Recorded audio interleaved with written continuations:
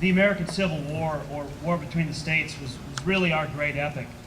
And the myriad of its echoes can still be felt today. On Wednesday, November 30th, 1864, the last great drama of the war unfolded here in Franklin.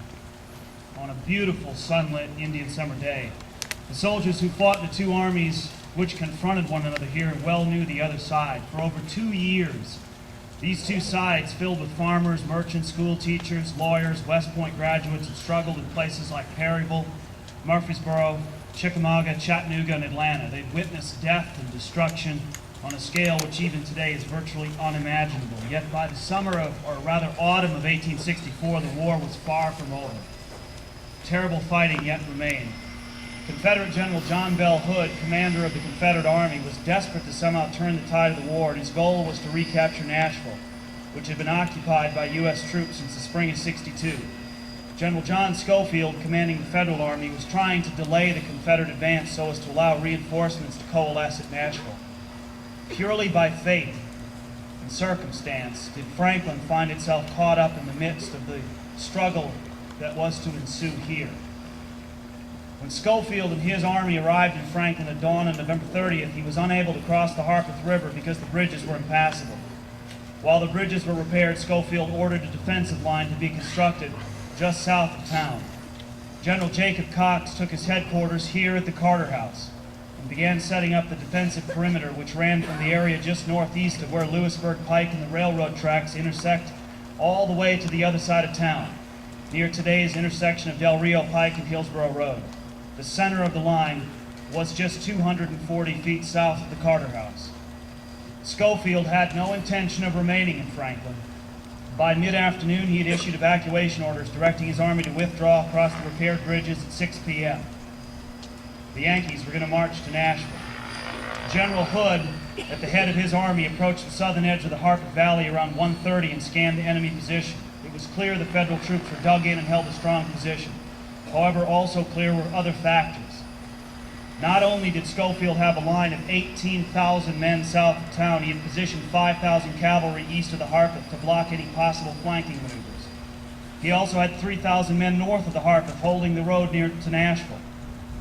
General Hood knew daylight was fast slipping away from him, and he could see enemy wagons being hurriedly sent across the repaired bridges. Clear signs of the impending evacuation. Moreover, Hood had marched his army several hundred miles from the outskirts of Atlanta, and the Federals were just 20 miles from Nashville. The Confederacy was dying. If the war was to be won, it would not be won fighting defensively. Only aggressive action in the style of Lee and Jackson would turn the tide at this stage of the war. Hood weighed his options and opted to launch a massive frontal assault. Several of his subordinates voiced their concerns about such an attack, but Hood believed that Franklin was his last legitimate opportunity to destroy Schofield before he escaped to Nashville. For nearly 2 hours, Confederate troops, nearly 19,000 of them, formed up 1.75 miles from here. By 3:30, their line stretched nearly 2 miles. At 4 p.m., one of the largest attacks of the entire war began. It was far larger, in fact, than Pickett's charge at Gettysburg. What a sight it was. As a soldier, what would run through your mind? If you can for a moment, think about what it must have felt like. What if you were a civilian? How did the Carters or the McGavics ever explain to their small children with them that day what was happening? A Federal soldier said it was as if a human tidal wave was approaching his position. Another said watching the Confederate troops advance was an image seared into his mind, a mixture of awe and terror. A Confederate soldier later wrote that as he marched forward that day, he glanced toward the sun as it slipped behind the hills. He said it seemed to signify the end of something. Life, perhaps. A struggle between diverging ideas. He also said that Franklin, that November afternoon, was symbolic of something else.